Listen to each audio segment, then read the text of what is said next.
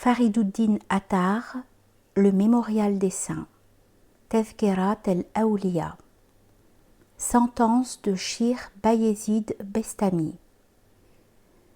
Ce sultan des initiés, cet argument vivant des défenseurs de la vérité, cette mine de sincérité et de pureté, Bayezid Bestami, que la miséricorde de Dieu soit sur lui. C'était un grand docteur dont les austérités et les miracles dépassaient toutes les limites. N'ayant pas son pareil dans la doctrine, il s'était laissé embraser du feu de l'amour divin. Dans la science de la vie spirituelle, il était accompli et défiait toute rivalité, à tel point que Shir Junaid Baghdadi disait de lui « Bayezid au milieu de nous est comme Djibril sur lui soit le salut, au milieu des anges. » Shir Boussaïd Boulkhair a dit « Je vois les 18 000 mondes remplis par Bayezid, mais lui, je ne le vois pas au milieu, je l'aperçois anéanti dans le séjour de la vérité. » On lit dans un récit que le grand-père de Bayezid était un adorateur du feu, mais que son père était un des notables de Bestam. La puissance miraculeuse de Bayezid se manifesta lorsqu'il était encore dans le sein de sa mère. Chaque fois que celle-ci mangeait quelque chose de suspect, il s'agitait tellement dans son ventre qu'elle était obligée de rejeter ce qu'elle avait avalé. On demandait à Bayezid « Qu'y a-t-il de meilleur pour les hommes d'élite dans cette route de la vie ?» « La félicité qui leur est dévolue dès leur naissance, répondit-il. Et à défaut de celle-ci, un cœur ardent quand il s'adonne à la dévotion. Et à défaut de celui-ci, un œil vigilant dans la voie de Dieu. Et à défaut de cet œil, une oreille ouverte aux enseignements dans cette même voie. Et à défaut de cette oreille, pour ceux à qui manquent tous ces avantages, ce qu'il y a de mieux, c'est la mort subite. On raconte que la mère de Bayezid l'envoyait régulièrement chez le Mollah, où il s'exerçait à la lecture. Quand il arriva à la sourate de Luqman, il eut le verset 13, dont le sens est « Le Seigneur Très-Haut te donne ce commandement. Témoigne-moi ta reconnaissance en me servant. Témoigne aussi ta reconnaissance à ton père et à ta mère en les servant. » Son maître, à qui il demanda le sens de ce verset, ne lui eut pas plutôt expliqué que, sur le champ, prenant congé de lui, il se rendit chez ses parents. En le voyant, sa mère lui dit « Qu'es-tu venu faire ici, mon enfant? T'aurais-on envoyé chercher le cadeau ?»« Mère, répondit Bayezid, je viens de lire ce verset dont le sens est que le Seigneur Très-Haut me commande de le servir et de te servir. Mais comme je ne peux servir dans 2 endroits à la fois, je viens actuellement te proposer ou demander au Seigneur Très-Haut de me donner à toi afin que je te serve, ou bien de me donner toi-même au Seigneur Très-Haut afin que je le serve. Puisqu'il en est ainsi, lui dit sa mère, je te donne au Seigneur Très-Haut et je te fais remise de mes droits. Ensuite, Bayezid, sortant de Bestam, s'exerça pendant 30 ans à la vie ascétique dans les déserts de Syrie, marchant pieds nus et ne se laissant pas aller au sommeil. Il se consacra au service de 113 docteurs, dont l'un était Ja'far as-Saddiq. On raconte qu'un jour, celui-ci dit à Bayezid « Va me chercher dans cette niche tel livre et apporte-le-moi. »« Quelle niche veux-tu dire ?» demanda Bayezid. « Comment ?» reprit Ja'far as-Saddiq. « Tu n'avais jamais vu cette niche jusqu'à ce jour ? Est-ce que je peux me permettre de lever la tête en votre présence et de promener mes regards autour de moi ? S'il en est ainsi, lève-toi et retourne à Bestam, car tu n'as plus rien à faire ici. » On raconte que Bayezid, informé qu'à tel endroit il y avait un grand docteur, s'y rendit pour le visiter. Mais l'ayant aperçu de loin qui crachait dans la direction de la Qibla, il s'en retourna sur ses pas et refusa d'avoir une entrevue avec lui. Si cet homme, disait-il, possédait la science de la vie spirituelle, il n'aurait pas craché dans la direction de la Qibla, contrairement aux prescriptions formelles de la loi écrite. Il y avait une 40aine de pas de la demeure de Bayezid à la mosquée, et jamais il n'avait craché sur ce parcours par respect pour la mosquée. On raconte qu'une fois, Bayezid se rendait à la Kaaba, resta 12 ans en route, À mesure qu'il parcourait un espace de quelques pas, il faisait une prière de 2 rak'a. Cette route, disait-il, n'est pas comme celles qui conduisent au palais des padishahs de ce monde et que l'on fait en courant. Lorsqu'il eut atteint la Kaaba, au bout de 12 ans, il ne se rendit pas à Médine la même année, disant « Il faut que je fasse un voyage à part pour visiter le tombeau de l'envoyé, sur lui soit le salut. » L'année suivante, comme il se rendait à la Kaaba, il atteignit sur sa route une ville dont tous les habitants, jusqu'aux plus distingués, résolurent de faire le pèlerinage avec lui. Lorsqu'il sortit de cette ville, toute la population en sortit à sa suite. Bayezid, les voyant, demanda qui ils étaient. « Ces gens-là, lui dirent ses compagnons, sont venus pour te tenir compagnie. »« Mon Dieu, s'écria-t-il, ne permets pas que je me préoccupe d'eux de manière à négliger de bénir ton saint nom. » Puis, afin d'ôter de leur cœur l'affection qu'ils lui portaient, lorsqu'ils vinrent tous pour faire la prière de l'aurore, il s'écria en fixant sur eux son regard. « Je suis le Seigneur, il n'y a pas d'autre Seigneur que moi. Rendez-moi vos hommages. » Ceux-ci, entendant ces paroles, dirent d'une voix unanime « Ce Bayezid est fou !» Et tous le laissèrent là et s'en allèrent. Remarquons cependant qu'il ne prononça pas ces paroles en son nom, mais au nom du Seigneur Très-Haut, exactement comme dans la chair, on répète la parole de Dieu, d'où il résulte que c'est en son nom qu'on parle. Bayezid, s'étant donc séparé de ces gens, se remit en route. Sur son chemin, il trouva le crâne desséché d'un homme. Il le ramassa et vit gravé dessus « Sourds, muets, aveugles, ils sont les gens qui n'ont pas écouté la parole de Dieu. » Bayezid, devenu tout pensif devant le crâne, dit « Cette tête ressemble à celle d'un soufi sur laquelle on aurait tracé des caractères. Elle n'a ni oreille pour entendre les appels du Seigneur Très-Haut, ni œil pour voir ses œuvres, ni langue pour enseigner les mystères de sa connaissance. » Entendu ainsi, ce verset a été inscrit avec justice sur cette tête. On raconte que Dhunnun Misri envoya un de ses disciples auprès de Bayezid pour lui faire dire « Ô Bayezid, toute la nuit jusqu'au lever de l'aurore, tu restes couché dans le désert, absorbé dans l'immobilité, tandis que la caravane a passé et s'est éloignée. » Bayezid lui répondit « Va dire à Dhunnun que l'homme d'élite est celui qui reste couché jusqu'au lever de l'aurore et qui néanmoins arrive à la station avant la caravane, aussitôt que l'aurore a lancé ses premiers feux. » Dhunnun, en entendant ces paroles, se mit à pleurer et s'écria « Béni soit Bayezid. Pour nous, nous ne sommes pas encore arrivés à ce degré. » On raconte que sur la route de la Kaaba, Bayezid avait un chameau qui portait des vivres et de l'eau pour lui et ses compagnons. « Pauvre chameau !» s'écria quelqu'un. « Il a une lourde charge. Véritablement, on abuse cruellement de lui. »« Jeune homme, dit Bayezid, le chameau n'emporte pas tant que tu le crois. Regarde bien et juge toi-même. » Ceux qui étaient là regardèrent et virent que la charge était élevée d'1 palme au-dessus du chameau. Et Bayezid ajouta « Quand nous nous cachons de vous, vos langues nous atteignent et ne nous épargnent pas le blâme. Au contraire, si nous vous faisons voir nos œuvres, vous n'êtes pas de force à en supporter la vue. Comment donc faut-il s'y prendre avec vous ?» Cependant, il continua son chemin et visita Médine. Ensuite, il se dit « Je vais aller voir ma mère. » Il prit donc avec ses compagnons la route de Bestam.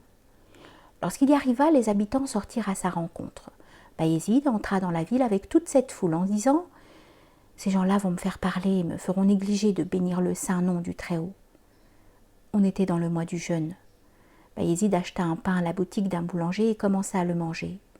Ce que voyant, la foule qui l'entourait le laissa et se dispersa. Lui, alors, s'adressa à ses compagnons.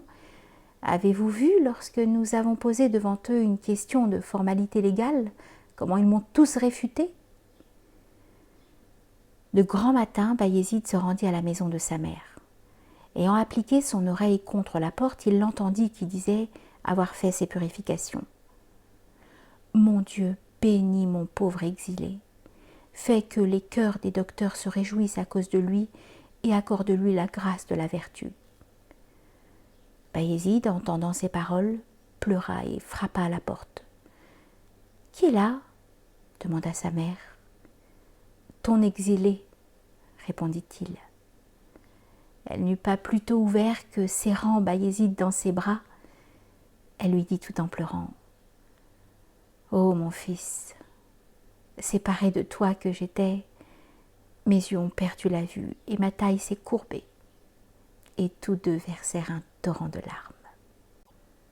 On raconte que Bayezid disait: « Ce que j'aurais dû savoir avant tout est précisément ce que je n'ai appris que plus tard, servir ma mère. » Et il ajoutait: « Ce que je ne cherchais en me livrant à tant d'exercices religieux, en me mettant au service des autres, en m'exilant loin des miens et de mon pays, voici comment je l'ai trouvé. » Une nuit que ma mère me demandait de l'eau, comme il n'y en avait pas dans les cruches, j'allais en puiser au canal.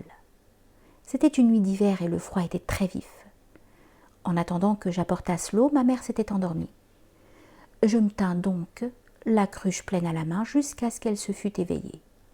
Elle me demanda de l'eau, mais lorsque je voulus lui en donner, il se trouva que cette eau s'était congelée et que la cruche était collée à ma main. « Pourquoi, me dit ma mère, ne la posais-tu pas par terre ? » « Parce que je craignais de n'être pas prêt lorsque vous me demanderiez de l'eau. » Ensuite, sa mère lui dit: « Ouvre un des battants de la porte, je veux voir si nous sommes au matin. » « Est-ce le battant de droite ou celui de gauche que je dois ouvrir ?» demanda Bayezid. Car, faisait-il observer, si j'avais fait autrement qu'elle ne le commandait, je serais devenu un rebelle. Dans cette même nuit, le Seigneur Très-Haut m'accorda tout ce que je lui demandais. On raconte que Bayezid, revenant de la Kaaba, arriva à Hamadan, où il acheta quelques graines qu'il se proposait de porter à Bestam pour les y semer. Une fois parvenu à Bestam, il s'aperçut qu'il y avait parmi ces graines une certaine quantité de petites fourmis. Évidemment, se dit-il, il y avait un nid de fourmis dans la maison où nous étions logés à Hamadan. Voilà d'où elles viennent. Et se levant aussitôt, il les reporta de Bestam à Hamadan et les remit dans leur nid. On raconte que Bayezid disait: 12 années de suite, je fus le forgeron de ma personne, que je plaçais dans le foyer de l'ascétisme pour la faire rougir au feu de l'épreuve, la poser sur l'enclume de la crainte et la battre avec le marteau de la réprimande. Je fis ainsi d'elle un miroir qui me servit à m'examiner moi-même pendant 5 années, où je ne cessais d'enlever la rouille de ce miroir à l'aide de ces actes de piété et d'adoration. Une année, comme j'eus mis ma confiance dans mes actes de piété et dans mes œuvres, il se noua autour de mes reins une ceinture d'infidélité, qui ne put en être détachée qu'au bout de 5 ans d'efforts. Alors je renouvelai entièrement ma foi religieuse. En y regardant avec attention, je reconnus que toutes les créatures n'étaient que des cadavres. Je récitai pour elles la prière funèbre avec les 4 tekbirs, et, à mon retour de cette cérémonie, je me lavai les mains de toute assistance humaine. Et c'est avec l'aide de Dieu que je revins à Dieu. On raconte que Bayezid, chaque fois qu'il arrivait à la porte d'une mosquée, s'y arrêtait un certain temps et pleurait. Quand ses disciples lui en demandant la cause, il répondait: « Je me fais l'effet d'une femme en état d'impureté qui arrive à la porte d'une mosquée, et je crains d'y rentrer. » Une fois, comme il se rendait à la Kaaba, il avait déjà parcouru plusieurs stations lorsqu'il revint sur ses pas. « Que t'est-il donc arrivé ?» lui demanda-t-on, « pour rebrousser chemin ?» Lui de répondre: « En route, j'ai vu un Éthiopien tout noir, le sabre en main, qui m'a crié: « Si tu veux retourner, retourne vite, sinon je vais te frapper avec ce sabre et te couper la tête. » Et il a ajouté: « Tu laisses à Bestam le Seigneur Très-Haut et tu vas le chercher à la Kaaba ?» On raconte que Bayezid disait: « Un homme vint me trouver et me demanda où j'allais. « Je vais à la Kaaba, répondis-je. »« Que possèdes-tu » ?»« 200 pièces d'or. » »« Eh bien, donne-les-moi et tourne 7 fois autour de ma personne, car je suis pauvre et chargé de famille. Par cet acte de charité, tu mériteras une plus grande récompense que tu n'en gagnerais à la Kaaba. » Je fis comme il me disait et cette année-là, je n'exécutai pas le voyage de la Kaaba. On raconte que lorsque Bayezid fut parvenu à un haut degré de sainteté, ses paroles ne furent plus à la portée de ses compatriotes, qui le chassèrent à 5 reprises différentes de la ville de Bestam. « Pourquoi me chassez-vous de Bestam ?» leur demanda-t-il. « Parce que tu es un être malfaisant, » lui répondit-on. « Bienheureuse ville, s'écria-t-il, que celle dont Bayezid est le rebut. » On raconte qu'un jour, Bayezid, étant assis à part avec ses disciples, perdit tout d'un coup connaissance, tandis que de sa bouche sortaient ces paroles. « Je suis le Seigneur pur et libre de toute souillure. À moi appartient la grandeur. » Lorsqu'il revint à lui, ses disciples lui dirent « Voilà les paroles que vous avez prononcées. » Alors Bayezid les adjurant tous « À quel moment qu'il m'arrive de prononcer encore de semblables paroles ? Mettez-moi en pièces. » Et il acheta des couteaux qu'il distribua à chacun d'eux. Or, il arriva qu'un autre jour, Bayezid, perdant de nouveau connaissance, redit encore les mêmes paroles. Aussitôt ses disciples de se précipiter pour le mettre à mort. Mais son corps devint tellement grand qu'il remplit toute la maison. Plus ses disciples s'acharnaient à frapper dessus avec les couteaux, plus leurs mains s'y enfonçaient comme s'ils avaient frappé sur l'eau. Au bout d'un certain temps, Bayezid commença à rapetisser, puis ayant repris des proportions normales, il s'assit sur le mirhab. Lorsque ses disciples lui rendirent compte de ce qui s'était passé, il leur dit « Celui que vous voyez maintenant, c'est bien Bayezid. Quant à celui qui prononçait ces paroles, ce n'était pas Bayezid. » Si quelqu'un demande l'explication d'un fait si étrange, voici ce qu'on peut lui répondre. Adam, le prophète, était tout d'abord tellement grand que sa tête touchait le ciel. Plus tard, par un ordre express du Seigneur Très-Haut, Djibril lui appliqua son aile sur la tête, ensuite de quoi sa taille devint petite. As-tu observé que l'enfant nouveau-né est tout petit et grandit ensuite avec le temps ? Fais grandir ce qui est petit, et rapetissez ce qui est grand et facile pour la toute-puissance du Seigneur Très-Haut. Mais personne ne comprend un pareil prodige tant qu'il ne parvint pas lui-même à un tel pouvoir. On raconte que Bayezid, considérant un jour une pomme rouge, disait « Quelle belle pomme !» Une voix se fit entendre. « Ô Bayezid, ne rougis-tu pas de donner notre nom à une pomme ?» Et pendant 40 jours, son cœur rempli de ténèbres oublia le nom du Seigneur Très-Haut. Aussi jura-t-il qu'il ne mangerait plus jamais des fruits de Bestam. Un jour, racontait Bayezid, il me vint à l'esprit que j'étais le plus grand des docteurs de ce temps. Mais à peine eut-il conçu cette pensée qu'il comprit que c'était de l'égarement de sa part. Aussitôt, ajoutait-il, je me levai et prenant la direction de Khorassan, je parcourus 1 ou 2 étapes puis je m'assis à une station. Alors je pris la résolution de ne pas bouger de ce lieu jusqu'au moment où le Seigneur Très-Haut m'enverrait quelqu'un qui me ferait voir à moi-même. Je restai donc là 3 nuits et 3 jours. La 4e nuit approchait lorsqu'arriva un homme monté sur un chameau. Je remarquai sur son visage les signes d'un esprit pénétrant. À peine eus-je fait signe au chameau de s'arrêter que ses pieds s'enfoncèrent en terre. Alors cet homme, fixant sur moi son regard, me dit « Tu désires sans doute que dans un clin d'œil j'engloutisse la ville de Bestam avec toute sa population, y compris les riches et Bayezid lui-même ?» À ces paroles, je fus saisie d'une crainte inexprimable. Et je lui demandai « D'où viens-tu » ?« Ô Bayezid, me répondit-il, depuis que tu es assis en cet endroit, j'ai parcouru une route de 3000 higgadj. Cela représente environ 8 kilomètres. Prends bien garde, ô Bayezid, de mettre un frein à ton cœur et de ne pas oublier ta voix, sinon tu périrais infailliblement. Puis il me tourna le dos et s'en alla. Bayezid racontait encore.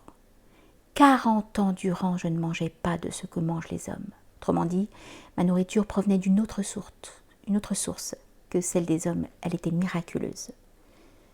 Pendant 40 ans, disait-il encore, je scrutais les replis secrets de mon cœur et, au bout de ce temps, je m'aperçus que la ceinture du paganisme était serrée autour de mes reins. Or, ce paganisme de Bayezid consistait en ce que, dans toute occasion, il se laissait préoccuper par un penchant vers une autre personne que le Seigneur. Attendu que dans tout cœur où il ne reste pas trace de paganisme, il n'y a jamais souci de ce qui n'est pas le Seigneur.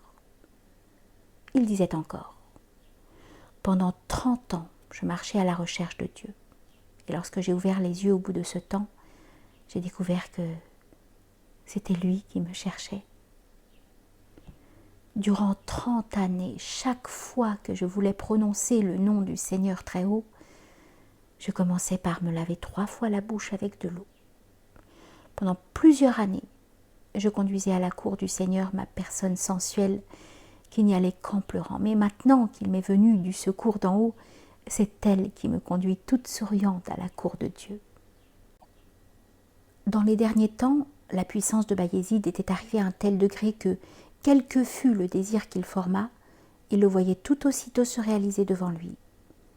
On raconte qu'Abou Tourab avait un disciple opérant beaucoup de miracles, auquel il ne cessait de répéter « Tel que tu es, il faut que tu ailles voir Bayezid. » « Ô maître, lui dit une fois ce disciple, chaque jour je vois 100 fois le Dieu de Bayezid. Que ferais-je de Bayezid lui-même ? Quand tu vois le Seigneur très haut, lui répondit Abou Tourab, tu le vois proportionnellement à ta force, tandis que si tu le vois auprès de Bayezid, tu le verras proportionnellement à la force de Bayezid. Ce raisonnement ayant paru convaincant au disciple, celui-ci dit à son maître, eh bien, lève-toi, il faut y aller tous deux. Et tous les deux se rendirent à Bestam. Bayezid ne se trouvait pas chez lui au moment de leur arrivée. Il était allé chercher de l'eau.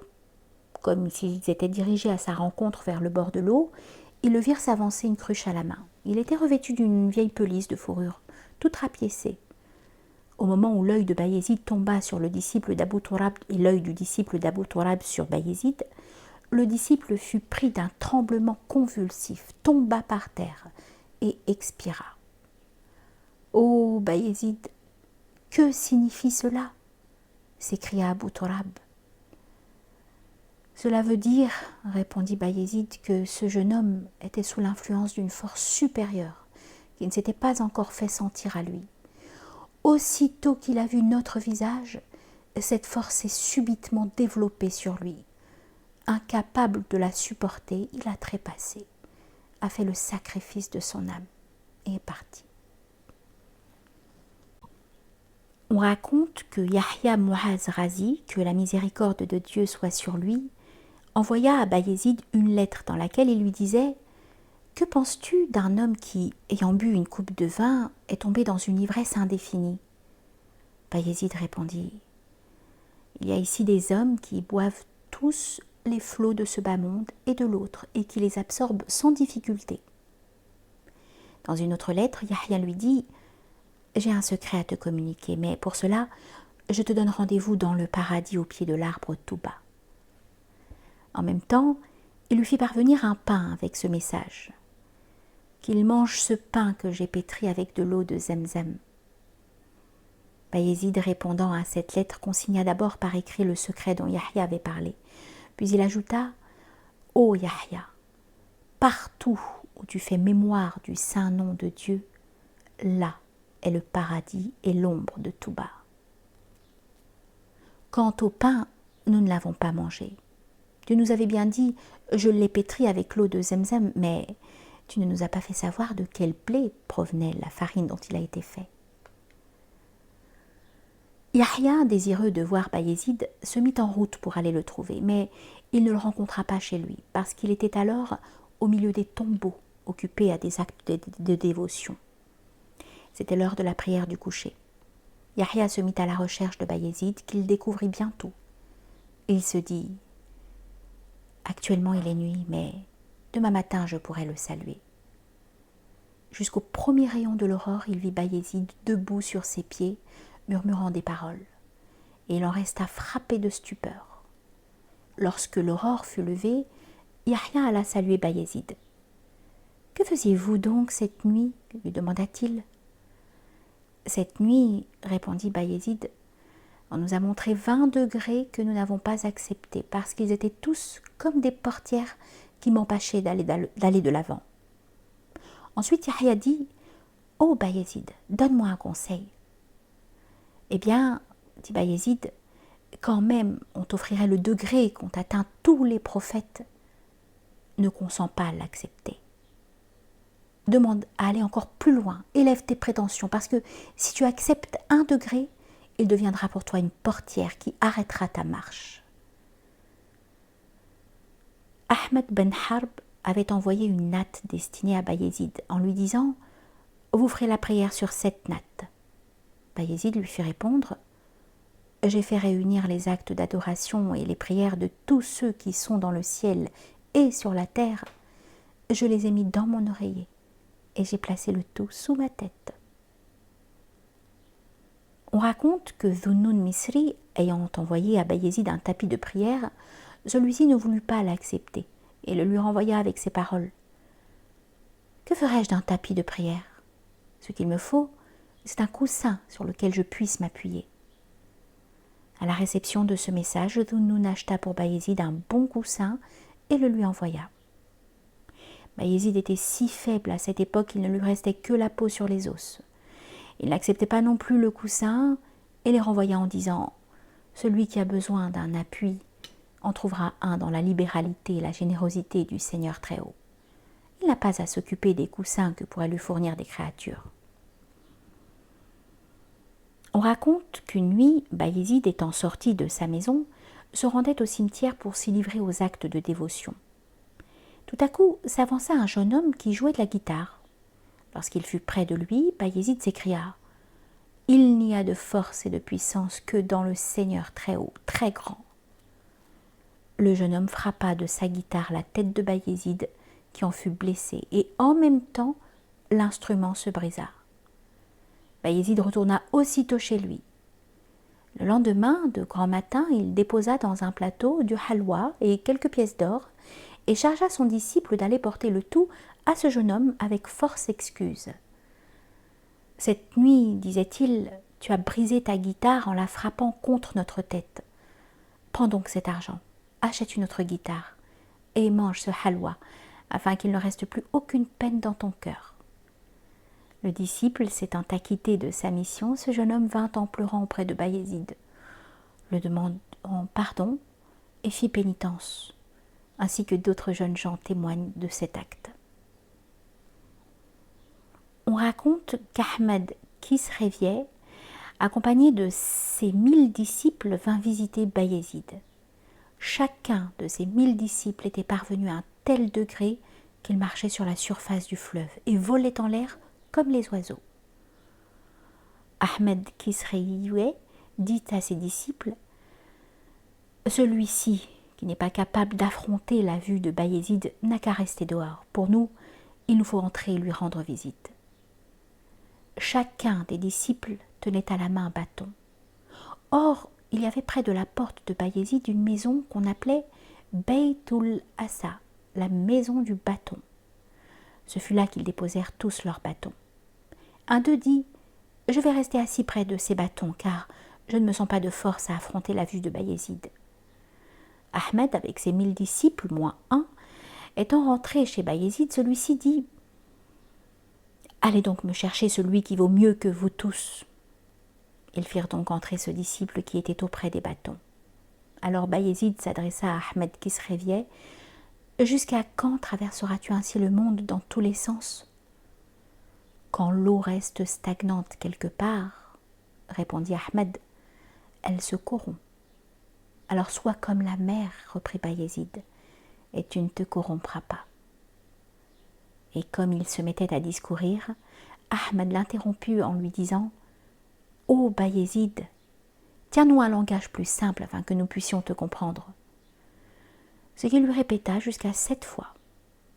Lorsque Bayezid eut fini de parler de la connaissance de Dieu, Ahmed Kisrevieh lui dit « Ô Bayezid, j'ai vu Iblis, pendu dans la rue où est située ta maison. » Il était convenu avec nous, fit observer Bayezid, qu'il ne viendra pas à Bastam.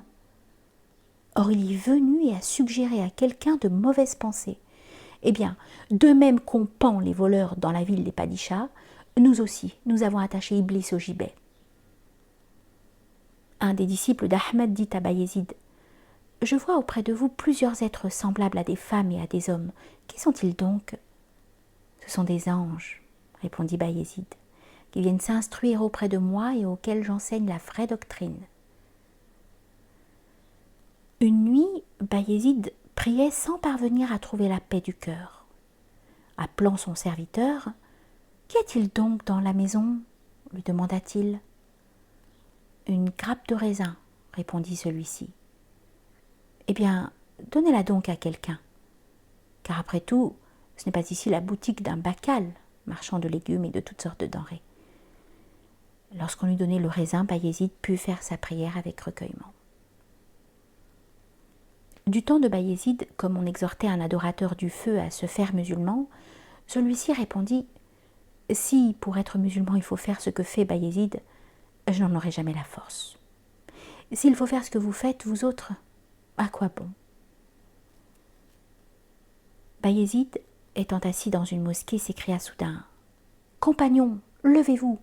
Voici venir un ami du Seigneur Très-Haut, il faut aller au-devant de lui. » Et tous s'étant dirigés vers la porte, n'y furent pas plutôt arrivés qu'ils virent Ibrahim Erevi s'avancer montant sur un âne.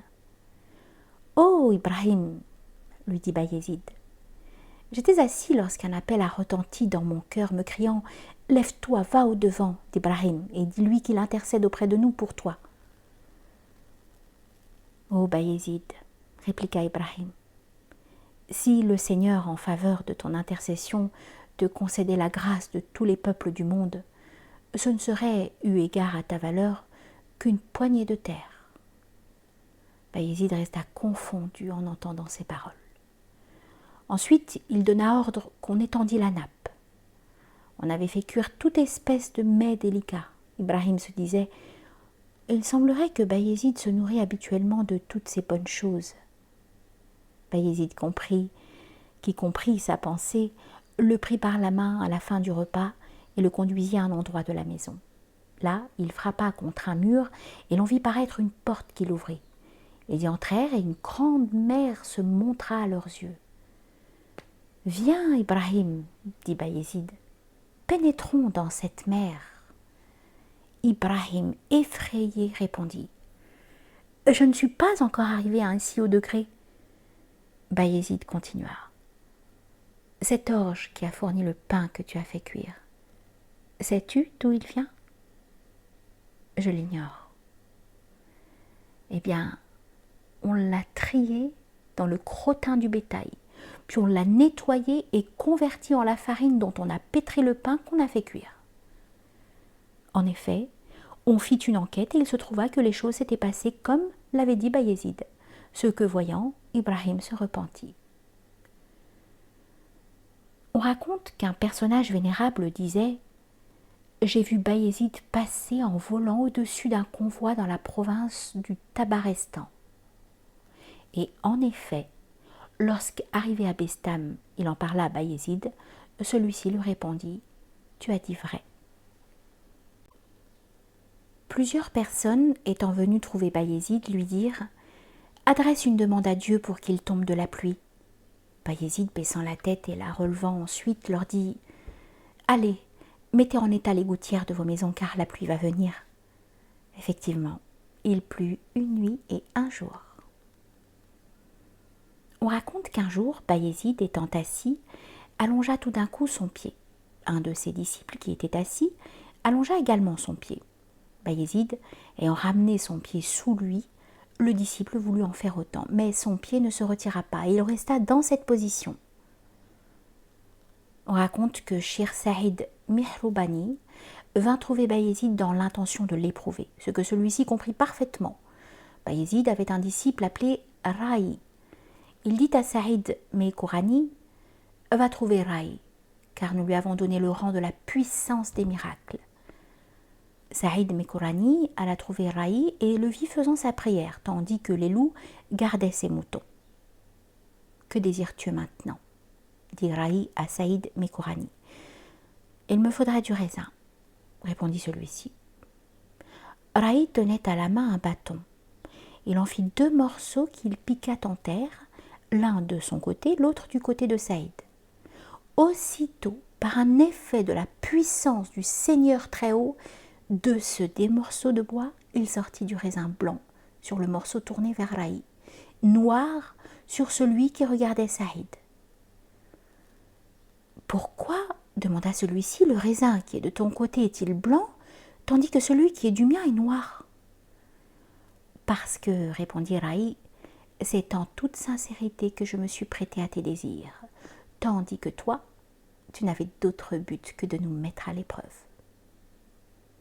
Raï avait un tapis de prière qu'il donna à Saïd en lui recommandant de le garder avec soin et de faire sa prière dessus.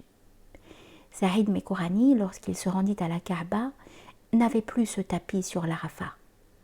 Quand il revint à Bestam, il le trouva en la possession de Raï.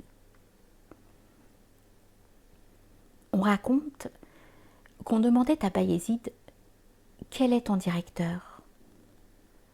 Un jour, répondit-il, je marchais dans la campagne, tellement plongé dans le monde de l'amour spirituel que rien sur cette terre n'apparaissait plus à mes yeux.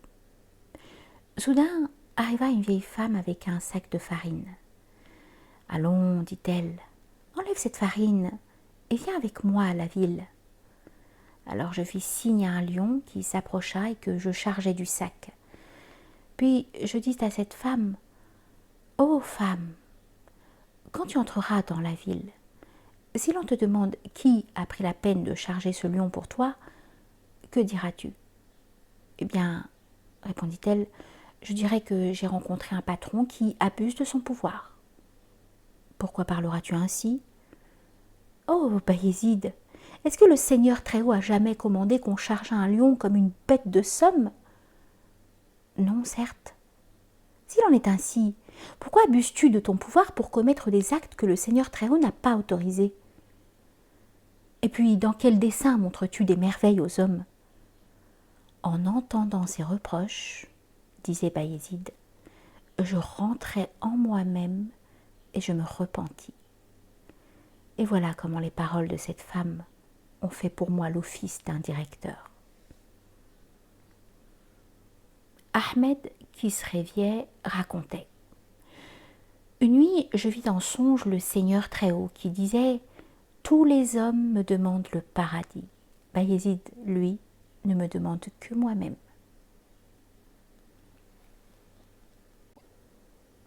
On raconte qu'un jour, Bayezid était venu sur le bord du fleuve le Tigre. Les 2 rives se rejoignirent pour lui faciliter le passage. Bayezid dit « Il ne m'en coûterait qu'un danique pour qu'on me fisse passer l'eau. » Eh bien, ce n'est pas pour une pièce de menue monnaie que j'irai compromettre tant d'années d'efforts en profitant de ce miracle pour passer gratis. Ce qu'il faut, c'est me montrer généreux et non pas montrer des prodiges. On raconte qu'un jour, Bayezid fit la prière sous la direction d'une personne qui lui demanda ensuite « Dis-moi, Bayezid, tu ne réclames rien à personne, tu n'exerces aucune industrie, d'où tires-tu donc de quoi manger ?»« Attends un peu, répondit Bayezid. Je vais commencer la prière. » Et pourquoi ? Parce qu'il n'est pas permis de faire la prière avec un homme qui ne connaît pas le dispensateur de notre subsistance quotidienne. On raconte que Bayezid disait « Je voudrais que le jour de la résurrection arrivât bien vite. Je planterai ma tente au bord de l'enfer, afin que son feu se calmât en me voyant et que tous les hommes puissent franchir le passage en toute sécurité. » Hatim Assam disait à ses disciples « Si, au jour de la résurrection, vous n'intercédez pas pour ceux qu'on conduira en enfer, vous n'êtes pas mes disciples. » Lorsque Bayezid eut connaissance de ce propos, il dit à son tour « Ils seront vraiment mes disciples, ceux qui, au jour de la résurrection, se tiendront au bord de l'enfer pour se saisir des malheureux qu'on y précipitera et les envoyer au paradis, du style pour le salut des autres, entrer eux-mêmes dans le feu éternel. Un jour que Bayezid était tout tremblant, un de ses disciples le questionna sur son état. Il lui répondit « Voilà 30 ans que je marche dans cette route auprès de mon âme. Et toi, qui n'y entrais que d'hier, tu veux pénétrer les secrets des hommes d'élite ?» Une fois que l'armée des musulmans était aux prises avec les infidèles du pays de Rome, cette armée était sur le point d'être mise en pièces lorsque quelqu'un cria « Au secours, Bayezid !» Aussitôt, du côté du Khorassan, apparut un feu se dirigeant vers l'armée des infidèles. Ceux-ci, mis en déroute, prirent la fuite dans le plus grand désordre. Quelqu'un se rendit auprès de Bayezid et le vit la tête enfoncée dans son froc. Lorsqu'il l'eut non retiré, le visiteur lui demanda « Où étais-tu, ô Bayezid ?»« Nous étions allés, répondit-il, à la cour du Seigneur Très-Haut. »« Moi aussi j'y étais, pourtant je ne vous ai pas vu. »« C'est que je me tenais en dedans du rideau, tandis que toi tu étais en dehors. » Bayezid racontait encore. Un jour, j'entendis une voix qui me disait « Ô Bayezid, notre trésor regorge d'actes d'adoration et de dévotion. Si tu désires nous posséder, apporte-nous quelque chose qui ne se trouve pas dans notre trésor. » « Mais mon Dieu, m'écriai-je, que puis-je donc apporter ?» Et la voix me répondit « Apporte-moi la détresse, l'humilité, la supplication, la contrition du cœur. » Un autre jour, on demandait à Bayezid « Quelles sont les épreuves que tu t'es imposées ?» « Dans un temps, répondit-il, ma personne sensuelle n'écoutait pas les conseils que je lui donnais. Alors je restai 1 an sans boire d'eau, puis je lui dis « Ou tu te soumettras aux pratiques pieuses, ou tu mourras de soif. » Bayezid avait un disciple qui le servait depuis 20 ans, et cependant, chaque jour, en lui commandant de faire quelque chose, il ne manquait pas de lui demander son nom. Une fois, ce disciple lui dit « Comment ? Voilà 20 ans que je vous sers et chaque jour vous me demandez mon nom. »« Disciple, répondit Bayezid, l'amour du Seigneur Très-Haut remplit tellement mon cœur que je n'ai pu faire tenir autre chose. » On raconte que Bayezid disait « Une nuit, je sortis de Bestam et je me dirigeais vers la campagne. Il faisait un beau clair de lune. Le Seigneur Très-Haut me fit voir les splendeurs de sa cour, en présence desquelles les 18 000 mondes ne valaient pas un atome. Alors, saisi d'un transport soudain, « Mon Dieu !» m'écriai-je, « d'où vient que cette cour si brillante me paraît déserte et que j'aperçois ce qui est caché aux yeux des hommes ?» Une voix me dit alors « Ô Bayezid, si cette cour est déserte, c'est parce que nous ne voulons pas que chaque ignorant vienne y montrer sa face impure. » Je me dis, je vais demander au Seigneur Très-Haut le pardon des péchés de toutes les créatures. Je me représentais que le droit de l'intercession appartient à l'envoyé. Sur lui soit le salut, et qu'il me fallait rester sur la réserve.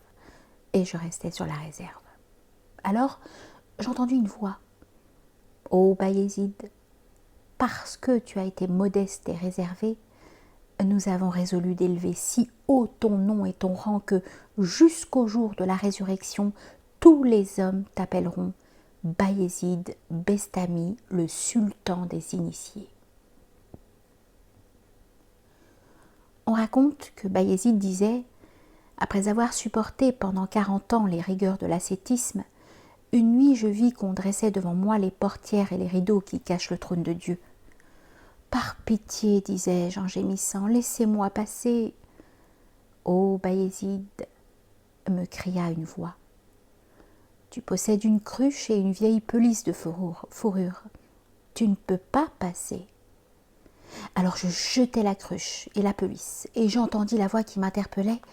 Ô Bayézid, dis à ces ignorants, voilà 40 ans que je souffre toutes les rigueurs de l'ascétisme.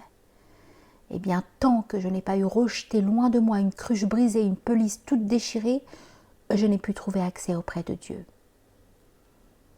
Et vous, qui vous êtes embarrassé dans les liens de tant d'intérêts mondains, comment pourriez-vous découvrir la route? On raconte qu'une nuit, Bayézid, après avoir fait la prière du coucher, resta debout jusqu'au matin, les yeux versant des larmes de sang. « Qu'aviez-vous donc cette nuit ?» lui demanda son serviteur le lendemain. « Lorsque je suis arrivé à l'arche, le trône de Dieu, répondit Bayézid, il m'est apparu sous la forme d'un loup. « Ô arche, me suis-je crié, on nous représente le Seigneur comme reposant sur toi ?»« Ô Bayézid, a repris l'arche, on le représente aussi comme résidant dans ton cœur. Mais quelle est l'intelligence capable de s'élever jusqu'à ce mystère? Les êtres célestes interrogent là-dessus les créatures terrestres, lesquelles, à leur tour, en demandent l'explication aux êtres célestes. Bayézid disait encore: « Lorsque je fus parvenu à la station de la proximité, je m'entendis interpeller: « Ô Bayézid, demande tout ce que tu as demandé. » « Mon Dieu, répondis-je, c'est toi que je demande. » « Ô Bayézid, s'il reste en toi un atome de désir mondain, et tant que tu ne te seras pas réduit à rien dans la station de l'anéantissement, tu ne seras pas capable de nous trouver. » « Mon Dieu, repris-je, je ne reviendrai pas de ta cour les mains vides. Je veux te demander quelque chose. » « Eh bien, demande. » « Accorde-moi la grâce de tous les hommes et fais-leur miséricorde. » Une voix se fit entendre. « Ô Bayézid, lève les yeux. » Je levai les yeux et je vis que le Seigneur très haut était encore plus porté que moi-même à l'indulgence pour ses serviteurs. « Mon Dieu, m'écriai-je alors, fais miséricorde à Shaitan. »« Ô Bayézid, me répondit la voix, Shaitan est de feu, et au feu, il faut le feu. Applique-toi bien toi-même à ne pas mériter d'aller au feu. » Bayézid disait encore: « Le Seigneur Très-Haut m'a donné 2000 fois accès à sa cour, et chaque fois qu'il m'y admettait, il me montrait un de ses royaumes, mais je ne l'acceptais pas. Que te faut-il donc, Bayézid ?» me demanda-t-il alors. Et moi je lui répondis: « Mon Dieu, il ne me faut rien autre que toi. »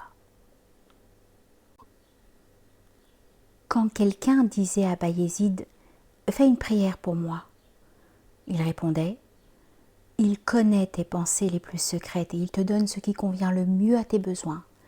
Je ne me poserai pas entre vous en intermédiaire dont on n'a que faire. »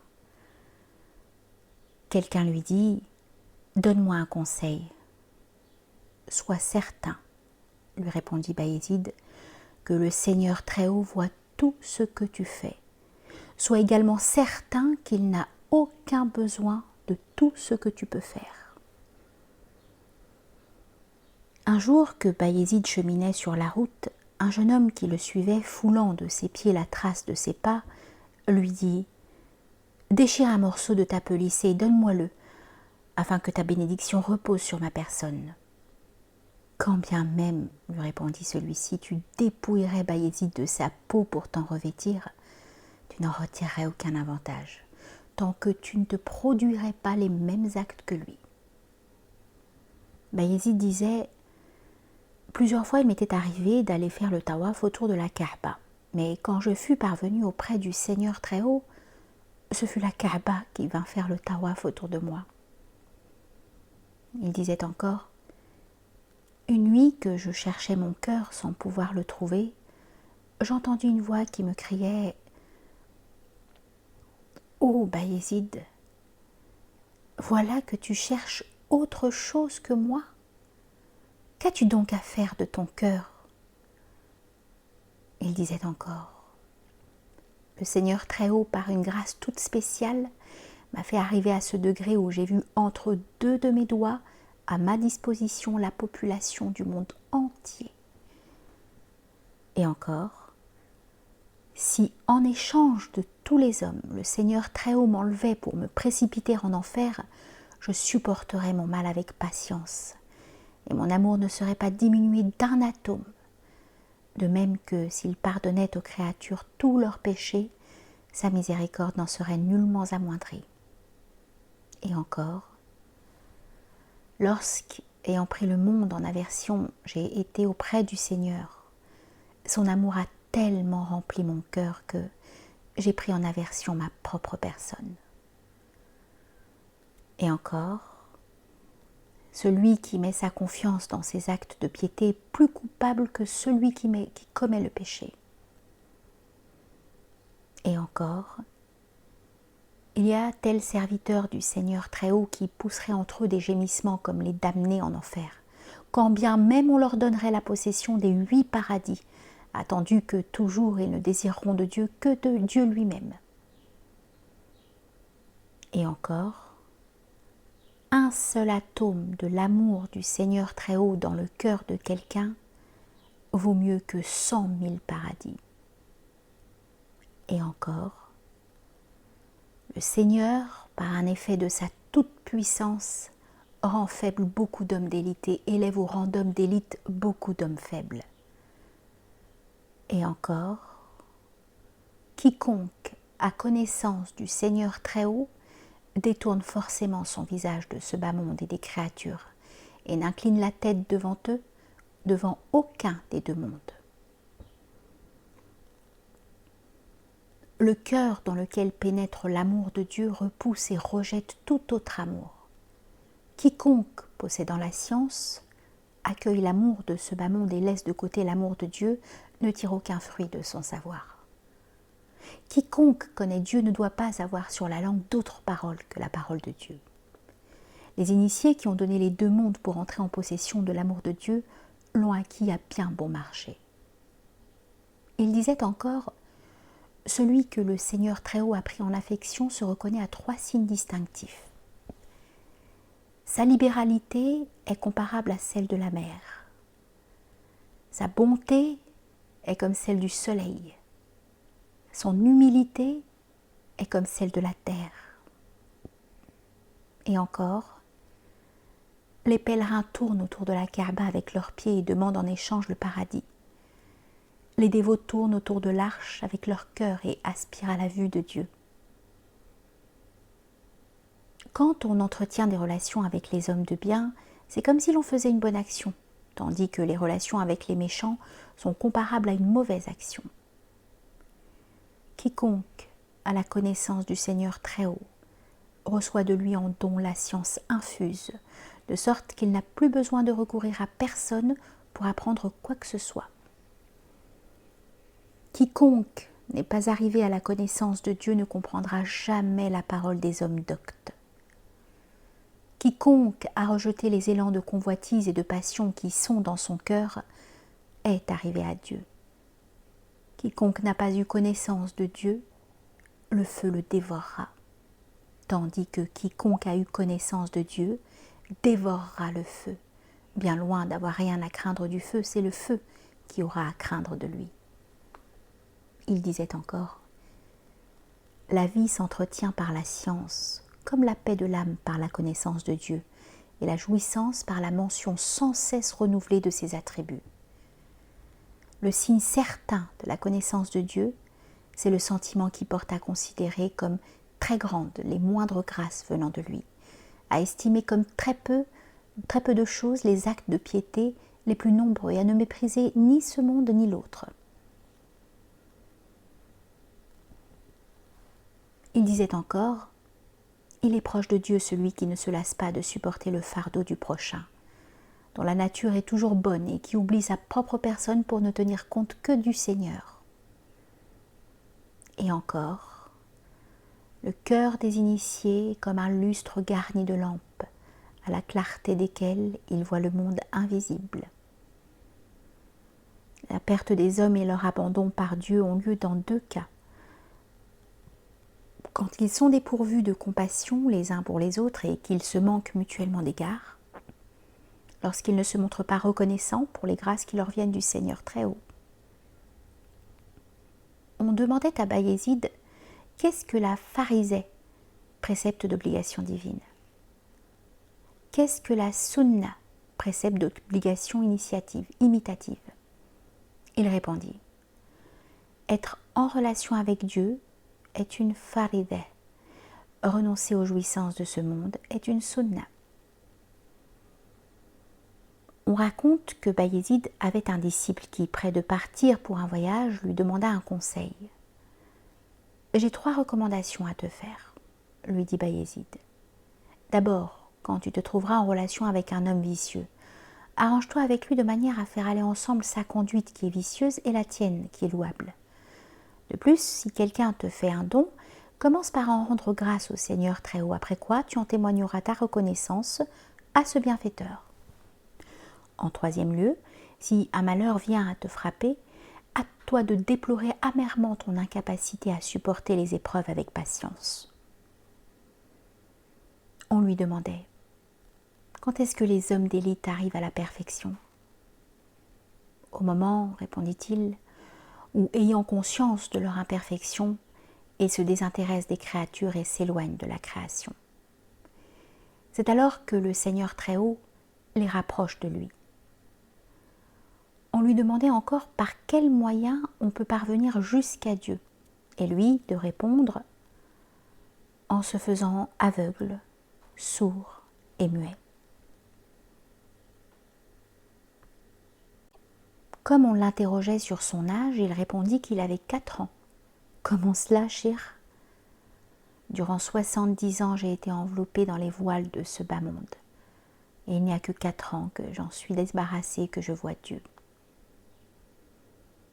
« D'où vient, lui demandait-on, que tu fais tant l'éloge de la modération dans les désirs et de la faim ? Si Pharaon, répondit-il, avait souffert de la faim, il n'aurait jamais prétendu être Dieu. On lui disait un jour, « Ô Bayézid, tu marches sur l'eau et tu voles dans l'espace. Un oiseau aussi vole dans l'espace, répondit-il.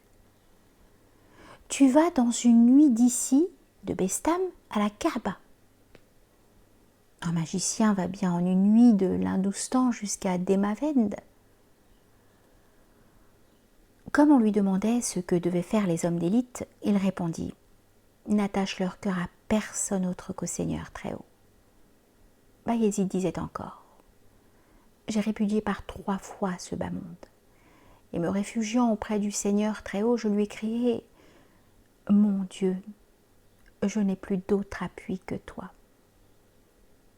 Lui a connu alors la sincérité de mon cœur, et la première grâce qu'il m'ait faite a été d'ôter de devant moi toute attache à ma personne sensuelle. D'abord, je m'imaginais que j'aimais réellement le Seigneur, mais en y regardant, j'ai reconnu qu'il m'aimait plus que je ne l'aimais. Tous les hommes avant moi s'instruisaient auprès des morts. Celui qui ne mourra jamais a été mon maître dans la science. Une nuit, je vis en songe le Seigneur qui me dit « Que désires-tu, Bayézid ? Ce que tu désires toi-même, ô mon Dieu. Ô Bayézid, c'est toi que je désire, de même que toi tu me désires. » Mais, repris-je, quelle est la route qui mène à toi ? Ô Bayézid, quiconque renonce à lui-même arrive à moi. Bayézid disait encore, « Les hommes voient en moi un être semblable à eux, mais s'ils étaient témoins du rang que j'occupe dans le monde invisible, ils seraient tous frappés de stupeur. Je ressemble à une mer dont on n'aperçoit ni le commencement, ni la fin, ni le fond. » On demandait à Bayézid ce que c'était que l'arche. « C'est moi, » répondit-il. « Et le kursi, le trône qui repose sur l'arche. c'est encore moi. Comme on lui demandait s'il existait un serviteur du Seigneur Très-Haut comparable à Ibrahim le prophète, à Moussa, à Isa, à Mohammed, oui, il y a moi, dit-il. Mais qui est comme Djibril, comme Israfil? Moi, je le suis, attendu que quiconque est parvenu jusqu'à Dieu et s'est uni à lui, tout ce qu'il dit est essentiellement vrai.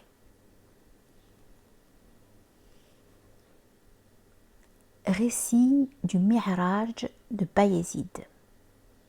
Bayezid dit: lorsque le Seigneur Très-Haut, dans sa munificence et sa générosité, m'eut fait grand entre tous et m'eut élevé au rang supérieur, il éclaira de ses rayons tout mon être extérieur et intérieur, me dévoila tous ses mystères et manifesta dans ma personne toute sa grandeur. Alors, venant à le contempler avec ses yeux mêmes, je vis que ma lumière, comparée à la sienne, n'était que ténèbres et obscurité. De même, ma grandeur et ma gloire n'étaient que néant devant sa grandeur et sa gloire. Puis, examinant avec l'œil de la vérité tant d'actes de piété et de fidélité à son service que j'avais accomplis, je reconnus que tous provenaient de lui et non pas de moi. « Mon Dieu, m'écriai-je, que signifie cela ?»« Ô Bayezid, me répondit-il, celui qui a accompli les actes de piété, celui qui m'a servi fidèlement, c'est bien toi. Mais c'est moi qui t'ai accordé mon assistance, sans laquelle aucun de vous ne serait capable de me servir dignement. Quand le Seigneur Très-Haut, anéantissant mon être périssable, me fait participer à sa durée impérissable, la perspicacité de mon œil infaillible se trouva accrue. Considérant Dieu avec l'œil de Dieu, c'est par Dieu que je vis Dieu, et me cantonnant dans la vérité, je demeurais calme et paisible. Je bouchais l'orifice de mon oreille, je rentrais ma langue dans ma bouche impuissante, et je laissais là la science d'acquis que j'avais apprise des créatures. Grâce à l'assistance du Seigneur Très-Haut, j'éloignai de moi ma personne sensuelle, coutumière de frivolité, et le Seigneur, par une nouvelle faveur, me fit don de la science qui n'a pas eu de commencement. Par sa générosité, il a placé dans ma bouche une langue capable de parler, et il m'a donné un œil émanant de sa lumière. Avec cet œil, j'ai pu discerner tous les êtres qui ont été créés. À l'aide de cette langue qui a poussé dans ma bouche par la munificence du Seigneur, lorsque j'ai parlé avec lui dans toute la ferveur d'un entretien secret, il m'est échu une part de sa science souveraine. Lorsque j'ai regardé de Dieu avec l'œil que lui-même m'a donné, un ordre suprême m'a été adressé. Ô Bayezid, nous venons de te donner ce degré sublime, mais n'abandonne jamais la loi écrite et n'en éloigne pas ton pied. Quant à nous, nous ne te laisserons pas périr ta peine et nous tenons à te témoigner notre satisfaction. Puis, m'éclairant de sa lumière, il me débarrassa des ténèbres de ma personne sensuelle et me dit: demande ce que tu voudras. Mon Dieu, m'écriai-je, de toi, je ne veux que toi. Enlève de mon cœur ce qui n'est pas toi. Alors le Seigneur posa sur ma tête la couronne du don des miracles. Il me revêtit lui-même des habits de la grandeur suprême, m'ouvrit la porte de la proclamation de l'unité et me concéda le rang le plus élevé. Puis, me faisant avaler le breuvage de sa grâce et de sa libéralité, il me donna une nouvelle vie. Alors, il me demanda: qui est le Padishah? Toi. Qui est le maître de la souveraineté? Toi. Qui est le maître de la décision? Toi. Qui est le maître de la sélection? Toi. Lorsque nous eûmes échangé ces paroles, le Seigneur Très-Haut illumina mon être extérieur et intérieur par la lumière de la proclamation de l'unité. Voilà comment ma langue procède de sa grâce, pourquoi mon œil et mon cœur procèdent de sa lumière. Tout ce que je dis, je le dis avec son assistance. Tout ce que je vois, c'est grâce à sa force que je le vois. C'est par lui que je suis vivant et que je ne serai jamais assujetti à la mort. Quelque chose que je dise, ce n'est pas de moi-même que je le dis, c'est lui qui fait tourner ma langue vers n'importe quelle parole qu'il veut. Le Seigneur me dit ensuite, « Ô Bayezid, les hommes demandent à te voir. » Moi, lui répondis-je, je ne demande pas à voir les hommes, mais si tel est ton commandement, je suis prête à partir. À peine eus-je fait un pas pour m'en retourner que je fus renversée. Alors j'entendis une voix qui disait « Faites revenir mon ami qui ne saurait rester sans moi. » Bayezid disait « Durant 30 000 années, je volais dans les espaces de l'unité du Seigneur Très-Haut. Durant 30 000 autres années, je volais dans les espaces de son être. Durant 30 000 autres années, je volais dans les espaces de sa grandeur et de sa majesté. Quand j'eus volé de cette manière durant 90 000 années, je me vis dans la première station des prophètes et j'y pris un essor qui ne se pourrait décrire. En ce moment, je me dis, personne n'est arrivé plus haut que cela. Soudain, je regardais et je vis que j'avais la tête sous les pieds d'un prophète. Alors je compris que la dernière station des saints se trouvait là où était la première station des prophètes, et que personne autre que le Seigneur Très-Haut ne savait où était la dernière station des prophètes. Ensuite, mon âme traversa le monde invisible. On me montra le paradis et l'enfer, mais je ne fis attention à aucun des deux, et de tout ce qu'on me fit voir, je n'eus la force de rien examiner. Chaque fois que j'arrivais à l'âme d'un prophète, je la saluais. Quand j'arrivais près de l'âme de l'envoyé, sur lui soit le salut, je vis 100 000 mers de feu et 1000 portières de feu aux rideaux suspendus à la lumière. Si j'avais posé le pied sur une de ces mers, j'aurais été entièrement consumée. Je restais frappée de terreur. Quelques efforts que j'ai faits pour atteindre les piquets auxquels étaient attachées les cordes de la tente de Mohammed, sur lui soit le salut, je n'y pus parvenir. Moi qui étais parvenue jusqu'au Seigneur Très-Haut, je ne pus pénétrer jusqu'à Mohammed, sur lui soit le salut. La raison en est que chacun approche du Seigneur suivant son propre mérite, attendu que le Seigneur est avec tout le monde. Mais tant qu'on n'a pas prononcé les paroles « La ilaha illallah », il n'y a pas d'autre Dieu que Dieu, on ne dit pas Muhammad Rasulullah, Muhammad est l'envoyé d'Allah, car en réalité, ces deux vérités n'en font qu'une. Alors Bayezid dit, mon Dieu, tout ce que j'ai vu et tout ce que j'ai pu atteindre, je le dois à ta grâce. Ô Bayezid, répliqua le Seigneur Très-Haut, si tu es arrivé à un si haut degré, c'est parce que tu as marché fidèlement sur les traces de notre ami et que tu l'as aimé, lui et ses fils.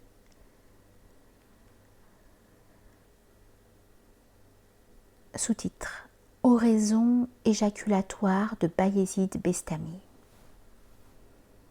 Bayezid dit: jusqu'à quand y aura-t-il entre toi et moi le moi et le toi?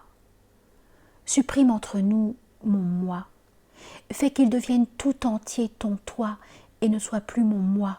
Mon Dieu, si je suis avec toi, je vaux mieux que tous, et si je suis avec moi-même, je vaux moins que tous.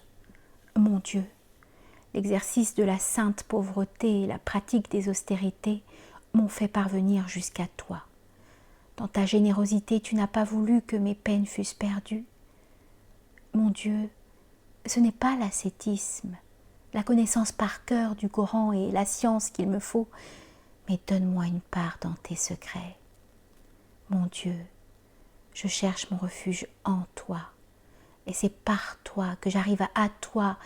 Mon Dieu, si je t'aime, rien de moins étonnant, puisque je suis ton serviteur faible, impuissant, nécessiteux. Ce qui est étrange, c'est que tu m'aimes, toi, qui est le roi des rois. Mon Dieu, actuellement je te crains, et cependant, je t'aime si passionnément. Comment donc ne t'aimerais-je pas lorsque j'aurai reçu ma part de ta miséricorde et que mon cœur sera libre de toute crainte?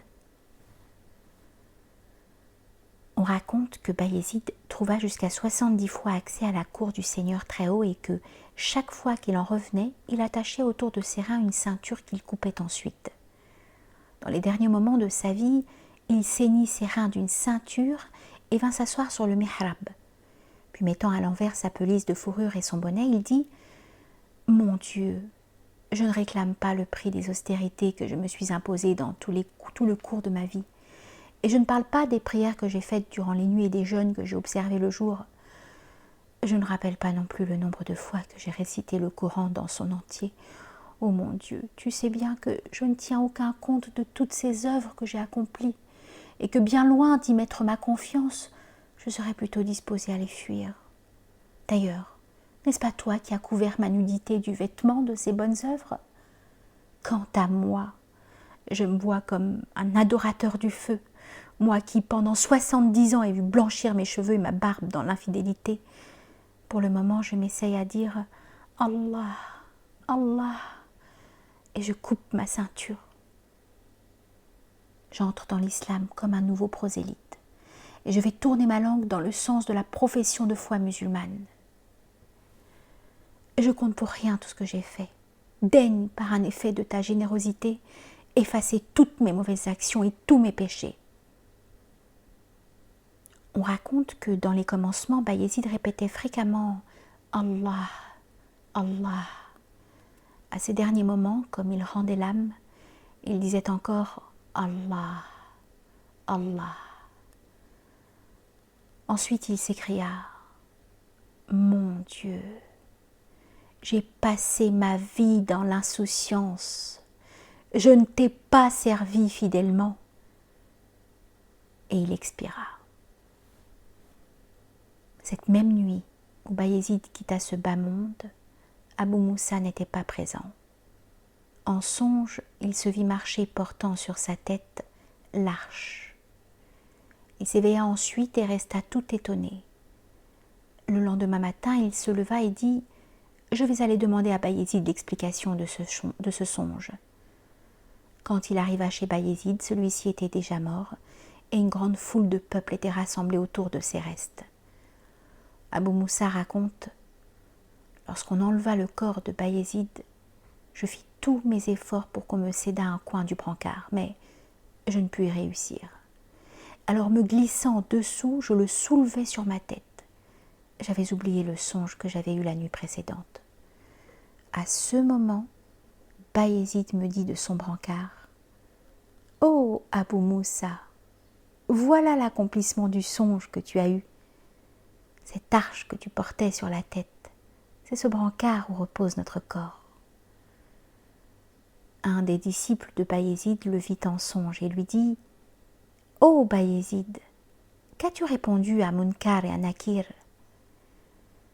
Lorsqu'ils sont venus et m'ont interrogé, je leur ai dit « Si je vous réponds que le Seigneur Très-Haut est mon Dieu, certainement vous n'aurez pas obtenu ce que vous voulez. Allez donc demander au Seigneur Très-Haut. Qu'est Bayezid pour toi? Et qu'il en soit comme il vous répondra. Quand bien même je vous répéterai 100 fois qu'il est mon Seigneur, à quoi bon si lui ne me reconnaît pas pour son serviteur? » Lorsqu'on déposa Bayezid dans sa dernière demeure, un docteur qui était présent s'écria « Mon Dieu, fais-nous voir la situation de Bayezid. » Aussitôt, racontait-il, le voile qui le cachait à mes yeux disparut, et je vis Bayezid couché, semblable à un rayon de lumière. Cependant, Munkar et Nakir vinrent tous deux ensemble. Nakir dit à Munkar « Avance le premier. »« Va toi-même en avant, » répondit Munkar. « C'est que j'ai peur, » objecta Nakir. Soudain Bayezid, levant la tête, s'écria « Que vous faut-il, ange auguste ?» Ceux-ci le lui dirent. Alors Bayezid, regardant le ciel, « Mon Dieu, dit-il, voilà 70 ans que je déclare à la face de toutes les créatures quel est mon Seigneur. Maintenant que je suis entré dans cette solitude, faudra-t-il le redire encore devant des êtres créés ?» Et il ajouta, « Tant que tu ne m'interrogeras pas toi-même, je ne dirai rien. » Aussitôt une voix se fit entendre. « Ô ange, retournez d'où vous venez, car il y a un secret entre nous et Bayezid. » Un personnage vénérable vit Bayezid en songe et lui dit, « Ô Bayezid, comment le Seigneur Très-Haut t'a-t-il traité ?» Il s'est adressé à moi, répondit Bayezid, et m'a dit, « Qu'as-tu apporté ici ?» Mon Dieu, je n'ai rien apporté qui soit digne de ta cour, mais jamais je n'ai associé personne à ta majesté suprême. Alors je m'entendis interpeller. « Ô Bayezid, un jour que tu avais bu du lait, tu as eu mal au ventre, et tu as dit, j'ai mal au ventre pour avoir bu du lait. En attribuant ton mal à ce lait, tu nous associes à un pouvoir étranger. Si Dieu traite d'association un acte aussi minime, comment appellera-t-il donc des actes plus graves ? » Lorsqu'on eut déposé Bayezid en terre, la femme d'Ahmed qui se réveillait vint rendre visite à son tombeau.